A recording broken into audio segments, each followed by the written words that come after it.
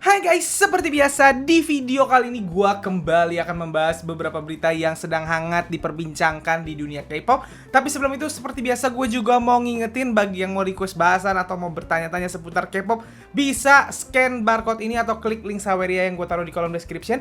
Kalian bisa nanya sambil nge-gift gua di situ. Boleh nanya, boleh request sekali lagi, oke?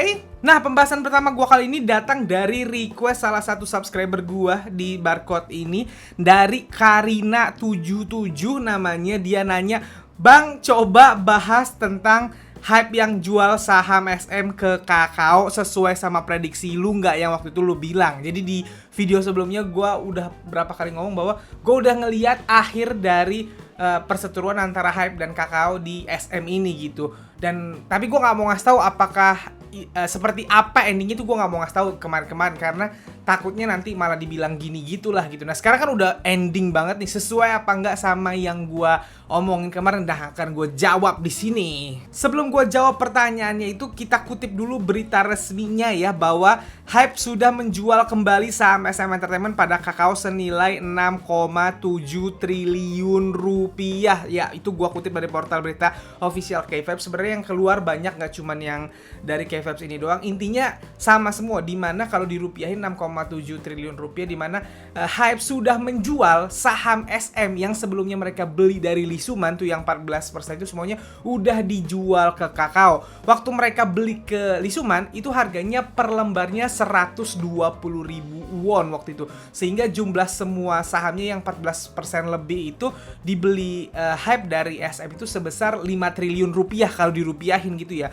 Sekarang mereka jual 6,7 triliun rupiah, berarti di sini hype itu untung sekitar 1,7 triliun rupiah. Itu kata portal berita K-Vibes ya. Ada yang bilang 6,3 triliun kalau dirupiahin. Intinya lebih dari 1 triliun lah inti dari keuntungannya hype ini. Nah, sekarang balik ke pertanyaan utama dari subscriber gua tadi, Karina77 tadi.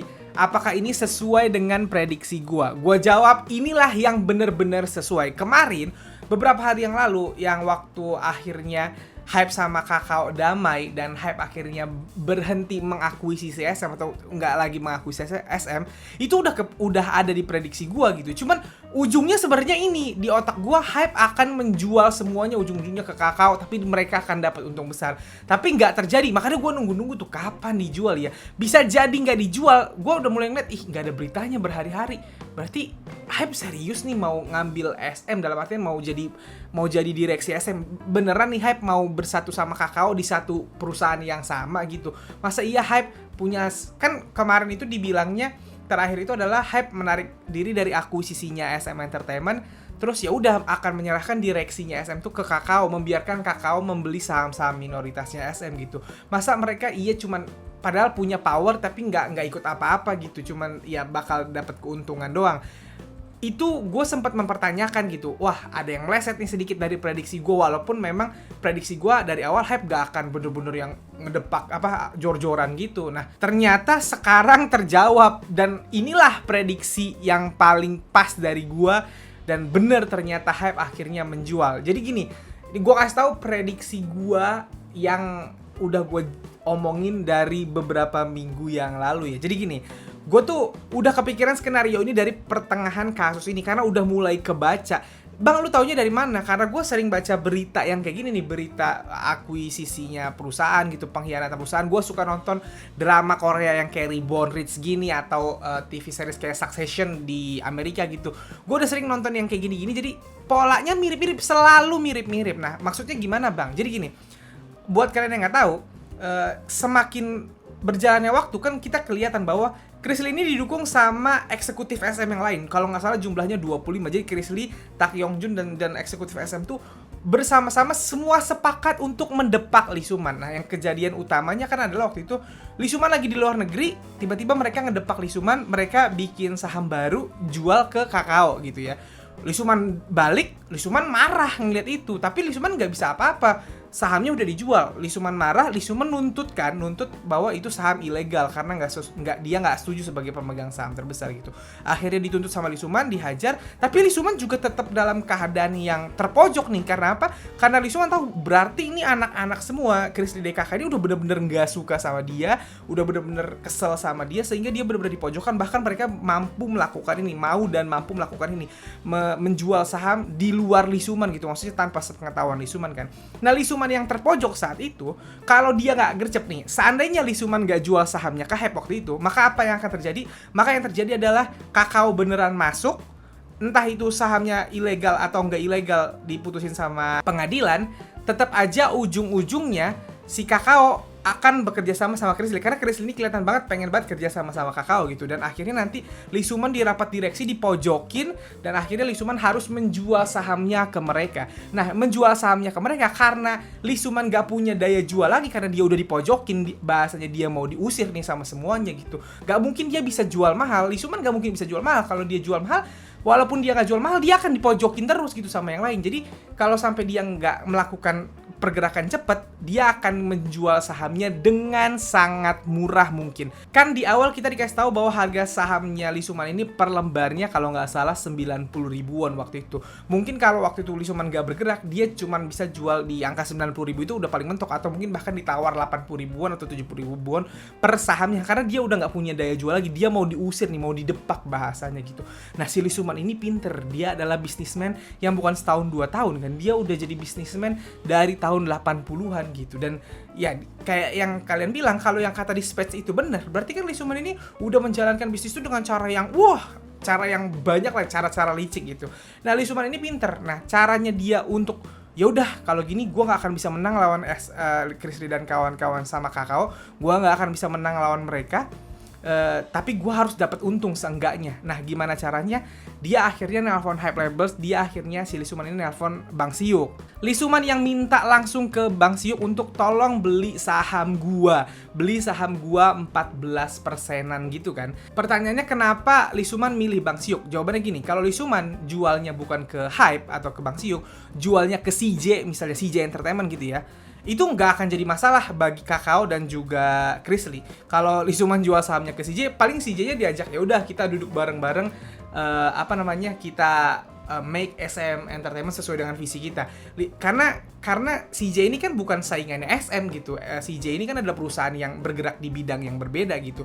Nah, Lee Suman sengaja jualnya ke Hype Labels. Karena apa? Hype Labels ini secara tidak langsung kan adalah saingannya SM Entertainment, sama-sama di dunia musik gitu. Si Chris Lee DKK ini kan misinya adalah pengen jadiin SM Entertainment ini perusahaan musik nomor 1 gitu. Masa iya ada Hype Labels, ada campur tangan Hype Labels gitu. Makanya sengaja dijual ke Hype Labels, karena tahu nih nanti kalau Hype Labels ikutan, pasti mereka nggak setuju dan pengen Hype Labels ini keluar dari persaingan saham ini kan. Kenapa kayak gitu nih? Ntar gue lanjutin. Jadi akhirnya si Lee Suman nelfon Bang Siuk, beli saham gue 120 ribuan. Harusnya 90 ribu, dijualnya 120 ribu, di angka yang sangat tinggi. Jadi per lembar sahamnya si Lee Suman itu untung 30 ribuan gitu.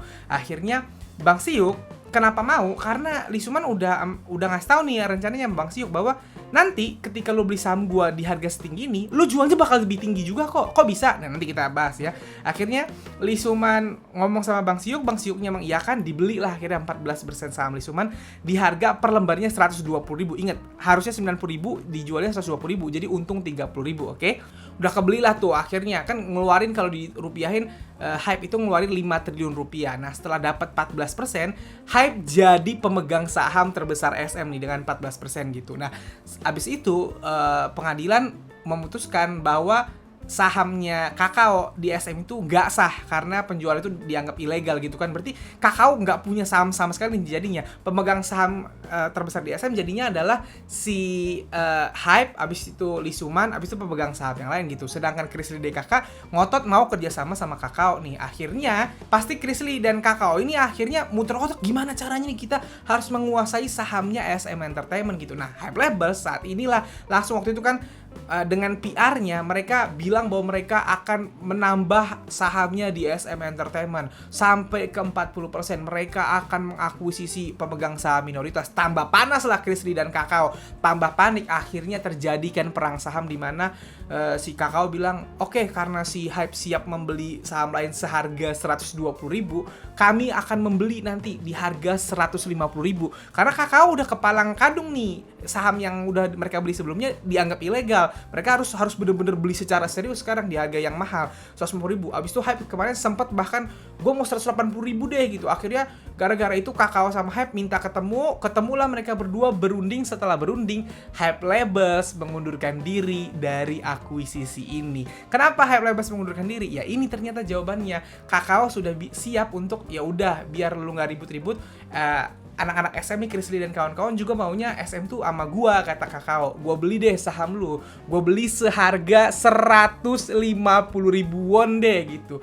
Nah, Hype Labels, Bang Siuk yang tahu itu, ya udah oke, gua jual. Nah, ketika akhirnya sekarang dijual, dari 5 triliun belinya dijual 6,7 triliun, mereka untung 1,7 triliun. Bang Siuk dan Hype Labels untung 1,7 triliun hanya dengan membeli saham SM tanpa ngapa-ngapain, nggak perlu debutin artis, gak perlu ngapa-ngapain, cuman beli terus diem aja 2 bulan, cuman gertak-gertak dikit bahasanya, untung deh sekarang 1,7 triliun. 1,7 triliun, lu dikasih 1,7 triliun gak usah kerja seumur hidup, ngerti gak? Itulah pinternya rencana rencananya Lee Suman bersama Bang Siuk ini. Karena Lee Suman yang tadinya harusnya sahamnya dibeli dengan murah, dia jual cepet ke Bang Siuk, dia dapat untung triliunan gitu. Nah, Bang Siuk pun gara-gara beli saham SM ini dan juga ngegertak ini dapat untung juga triliunan gitu. Ya itulah yang gue bilang, anjir nih otaknya Lee Suman jenius banget, otaknya Bang Siuk jenius banget. Mereka berdua merencanakan ini. Pertanyaannya,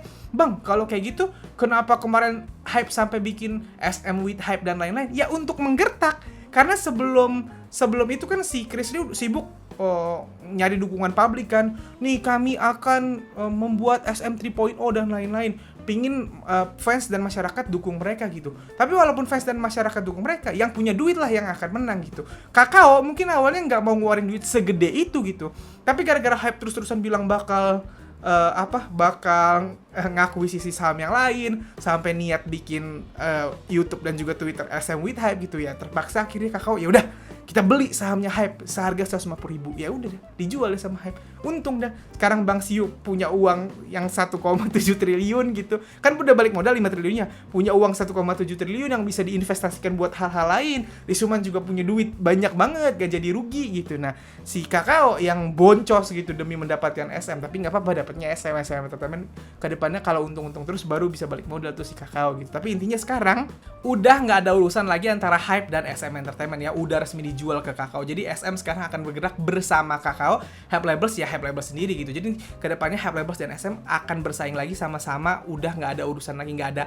Dan artis SM dan Hype juga nggak akan jadi saudara lagi, bahasanya udah bener-bener sendiri-sendiri. Hype ya Hype, SM ya SM gitu ya. Itu yang udah aman. Cuman ini yang sesuai dengan prediksi gue. Itulah prediksi gue dari awalnya bahwa ini rencana Lee Suman untuk supaya dia nggak mati sendiri nih. Dia dihianati sama anak-anak buahnya kan bahasanya nih, anak-anak yang dia gedein, tapi dia nggak mau mati, dia mau tetap untung. Dia ngelakuin ini rencana yang kalau dengar cerita gue tadi udah kayak drama atau TV series tentang bisnis kan, mind blowing, the real drama, gokil sih itu. Makanya kata gue ya sekarang pasti Bang Siuk lagi ketawa-ketawa tuh. Gue cuman gara-gara beli doang sekarang untungnya triliunan. Si Lee Suman juga tertawa. Hahaha, kalian mau bikin gue ya, mau mojokin gue, malah gue sekarang yang menang. Hahaha, mungkin kayak gitu. Nah, paling sekarang Kakao yang anjir duit gue habis banyak banget gitu, tapi nggak apa-apa. Sekarang fokuslah SM, Kakao ngurus SM dan menjadikan ya planning SM 3.0 itu benar-benar jalan supaya jadi keuntungan yang besar. Kemungkinan keuntungan SM ke depannya masih akan dikasih ke Kakao dulu tuh untuk ngebalikin modalnya Kakao yang beli saham SM sebanyak itu guys, sebanyak itu dengan harga yang sangat mahal. Ingat ya tadi, harga sahamnya awalnya harusnya cuma 90.000, Kakao belinya 150.000. Kenapa? Karena belinya bukan langsung ke Lee Suman, tapi belinya udah ke Hype beli ke Lee Suman 120, dia harus beli ke Hype 140.000 gitu. Jadi mereka beli mahal banget sih Kakao ini, tapi ya semangat ya Kakao gitu. Itu aja sih dari gua. Jadi ya kedepannya SM bisa bergerak sesuai dengan agendanya Chris Lee dan kawan-kawannya ini. Dan pertanyaannya lagi adalah apakah Lee Suman masih akan ada di SM, Bang? Ini yang gue masih nggak ngerti. Ini gue harus akui, gue nggak ngerti bahwa kan setahu gue Hype itu punya saham cuma 14%. Saham Lee Suman tuh awalnya 19%, dijual ke Hype itu cuma 14%. Berarti masih punya 5% nih si Lee Suman gitu. Nah, 5% ini apakah dijual juga ke Kakao apa enggak? Kalau dijualnya 150.000, gila. Untung bener si Lee Suman ini, kaya bener dia jadinya gara-gara ini. Ya tapi enggak, gue nggak ngerti. Itu ntar kita lihat lagi perkembangannya, karena gue nggak tahu yang soal saham Lee Suman yang 5% ini masih akan dia yang pegang atau enggak. Oke? Selanjutnya berita yang ingin gue bahas adalah berita bahagia yang datang dari Masiho X Trazer yang akhirnya muncul nih guys. Di hari gue syuting ini, Masiho membuat akun Instagram pribadi bernama MSHTKT_TM gitu ya. Ini adalah kemunculan pertama Masiho sejak hiatus, sejak diumumkan keluar dari Trazer. Ini adalah pertama kalinya dia muncul lagi ke publik walaupun masih berupa akun media sosial. Postingan pertamanya Masiho itu dia berterima kasih kepada orang yang mendukung dia. By the way, dia ngebuka Instagramnya di hari ulang tahunnya gitu ya. Dia berterima kasih sama, dia minta maaf sama berita mendadak yang terjadi di tahun kemarin. Yang menarik adalah username Instagramnya Masiho itu dinilai beberapa fans itu masih menyinggung atau masih berhubungan sama Trazer, karena nama akun Instagramnya kan tadi MHSHTKT_TM gitu. Nah, MHSATKT kan udah jelas itu namanya Masiho kan, Masiho Takata gitu. Nah, TM-nya ini apa gitu? Banyak yang berpikir atau mencocokologi bahwa TM itu adalah Trazer Maker gitu, adalah singkatan dari fansnya Trazer sendiri gitu, yang menandakan bahwa Masiho sebenarnya masih sangat menyayangi Trazer gitu. Tapi ada juga yang bilang itu mah artinya TM tuh Takata Masiho, yang nama aslinya Masiho juga atau inisial Masiho juga gitu ya. Ya itu tergantung kepercayaannya masing-masing aja ya. Justru yang menarik untuk dibahas di sini menurut gue adalah akan ngapain Masiho setelah ini. Kita semua tahu Masiho itu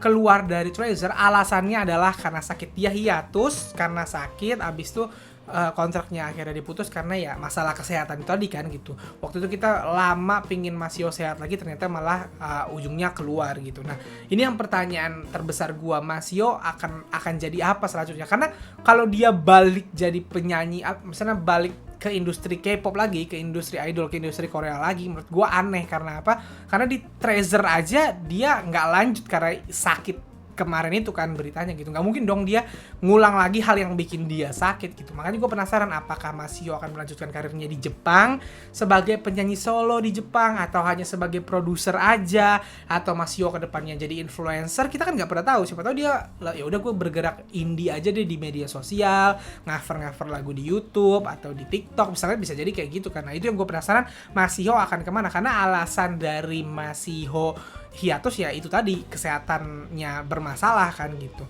Satu lagi yang tentunya diinginkan banyak orang adalah Bang Yedam, yang sampai sekarang juga belum ada kabarnya lagi. Kalau Yedam, gue yakin 100% dia akan balik ke dunia entertainment. Entah itu jadi produser, entah itu jadi penyanyi solo, entah itu ya apapun lah gitu. Karena Bang Yedam itu alasan keluarnya kan itu karena dia fokus belajar musik kan gitu. Nah, ya fokus belajar musik untuk apa? Tujuannya ya untuk bermusik gitu. Nah, makanya gue gak kaget kalau Yedam ntar balik langsung jadi penyanyi solo atau apa gitu. Nah, Masiho ini yang bener-bener gue penasaran akan jadi apa setelah ini. Atau dia mau hidup normal aja cuman punya sosmed atau gimana, gue gak ngerti gitu. Nah, gue mau nanya sama kalian, kira-kira Masiho akan melanjutkan karirnya kemana? Apa jadi aktor? Atau jadi penyanyi solo di Jepang? Atau tetap kembali ke K-pop? Coba tulis pendapat kalian di kolom komen ya. Selanjutnya berita yang ingin gue bahas datang dari dua girl group terbesar K-pop, yaitu Blackpink dan Twice, yang sama-sama melakukan hal yang benar-benar menakjubkan, di mana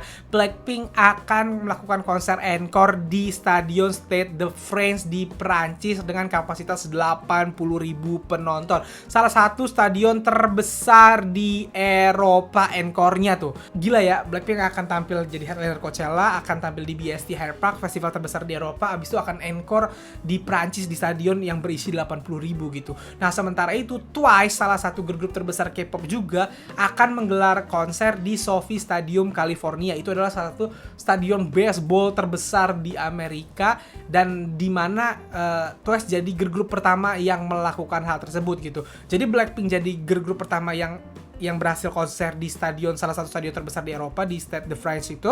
Twice juga jadi satu-satunya atau girl group K-pop pertama yang konser di SoFi Stadium California ini gitu. Sebelum mereka berdua, yang mampu melakukan itu hanyalah grup BTS gitu, yang mana BTS adalah boy group. Makanya kata gue, ini gila, ratu-ratu Gen 3 ini kayak menolak, bilang bahwa Gen 3 udah habis gitu. Mereka menolak eranya dibilang sudah selesai. Mereka tetap melakukan hal-hal yang kayak gini, yang gila banget gitu.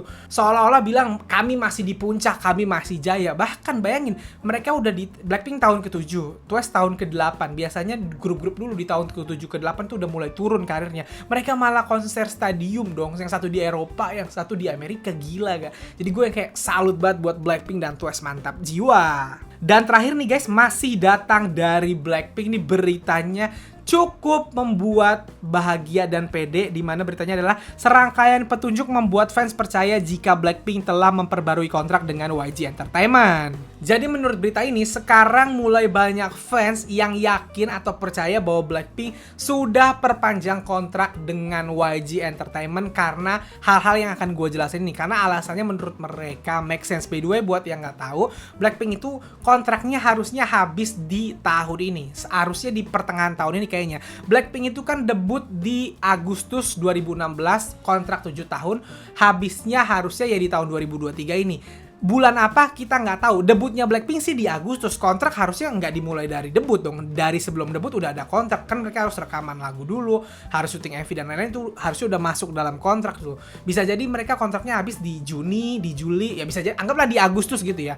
Nah, kalau kontraknya habis di Agustus, Blackpink itu tidak menunjukkan tanda-tanda mereka tidak akan perpanjang. Kenapa? Karena mereka akan melakukan banyak sekali kegiatan yang super besar. Jadwal mereka akan makin padat ke depannya. Dan bukan cuma padat doang, tapi juga ke acara-acara super besar. Mulai dari debut solonya Jisoo. Kita tahu debut solonya Jisoo di akhir Maret ini. Habis itu di April mereka akan tampil sebagai headliner di Coachella. Habis itu mereka akan ada konser encore yang di Prancis itu. Habis itu mereka akan tampil di bulan Juli kalau gue nggak salah di BST Hyde Park, di festival terbesar di Eropa itu tadi gitu. Itu beberapa acara besar yang akan ditampilkan Blackpink sampai pertengahan tahun, sampai mendekati Agustus gitu. Jadi itu yang bikin orang percaya ini nggak ada tanda-tanda Blackpink bakal stop sama YG sih gitu. Terus yang menarik lagi adalah banyak yang percaya juga abis Jisoo debut solo, Jennie akan comeback solo. Kenapa? Karena Jennie kan hanya menyanyikan satu lagu waktu debut solo, yaitu lagu solo itu tadi gitu ya. Sedangkan Rose dapat 2 lagu, Underground dan Gone. Lisa dapat 2, Lalisa dan Money. Banyak juga yang percaya Jisoo juga akan dapat 2 lagu gitu. Jennie kan baru 1, jadi akan comeback 1 lagi nih Jennie. Itu banyak yang percaya seperti itu. Kenapa? Karena dari beberapa waktu belakangan kan Jennie itu sering banget post foto sama artis luar negeri, sama Rose gitu di luar negeri, di studio-studio luar negeri. Banyak yang percaya bahwa gak mungkin dong di studio cuman ngobrol-ngobrol doang, pasti akan ada karya yang dibuat. Nah, jadi banyak yang percaya habis debut solo Jisoo, nanti di akhir tahun mungkin atau di bulan-bulan September misalnya, Jennie akan comeback solo gitu. Itu banyak yang percaya seperti itu. Dan ditambah dengan poin Lisa baru saja membeli rumah mewah di Korea Selatan gitu ya. Jadi akumulasi ini banyak yang percaya bahwa Blackpink Blackpink akan memperpanjang kontrak dengan YG Entertainment. Karena biasanya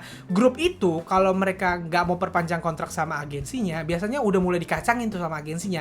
Nggak dikasih kegiatan, nggak dikasih jadwal, nggak akan dapet perhatian lebih gitu, karena mereka nggak akan diperpanjang. Abis itu biar ya tinggal bubar sendiri aja gitu. Sementara Blackpink mereka malah lagi di puncak-puncaknya, seperti yang gue bilang, konser tur dunianya lagi gila di banyak negara, termasuk di Indonesia aja konsernya di stadion nasional yang terbesarnya gitu. Terus tahun ini mereka di 2 festival. Bayangin, di tahun-tahun sebelumnya mana pernah kayak gini. Satu Coachella, festival terbesar di dunia, festival musik terbesar di dunia. Satu BST Hyde Park, festival musik terbesar di dunia juga, tapi dari Eropa gitu. 2 festival, mereka akan encore di Prancis, dan itu pasti akan datang tuh, kata gue, petinggi Prancis. Encore juga di Thailand. Gue rasa yang pertama kan keluarga kerajaan yang datang. Gue rasa ntar encore di Thailand, rajanya juga bakal datang atau ratunya bakal datang gitu. Keluarga kerajaan yang bener-bener inti juga bakal datang. Jadi maksud gue, mereka benar-benar lagi di puncak-puncaknya gitu. Jadi orang banyak yang percaya bahwa mereka akan perpanjang. Gua pun yang tadinya bilang bahwa kita belum tahu nih akan perpanjang apa enggak, makin kesini gue makin yakin. Keyakinan gue kayaknya udah di angka 75% ya guys. Gue 75% udah yakin Blackpink akan perpanjang.